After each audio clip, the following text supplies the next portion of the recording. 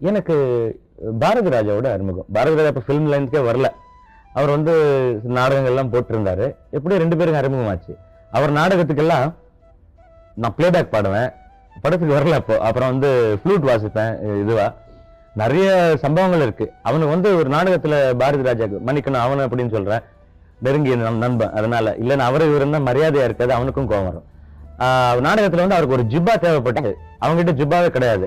அந்த ஜிப்பா இல்லாதனால என்ன பண்ணாங்கன்னா என் ஜிப்பா ஒன்று போட்டுக்கிட்டு நடிச்சுட்டு ஏதாவது கொடுத்துட்டாண்டா நாளைக்கு லாண்ட்ரி போட்டுன்னு சொல்லி கரெக்டா ஷாட்ல உணர்ச்சி வசப்பட்டு ஷாட்னு சொல்றேன் பாருங்க. ஸ்டேஜ்ல ஒரு சீன்ல உணர்ச்சி வசப்பட்டு கிழிச்சிட்டான் சார்.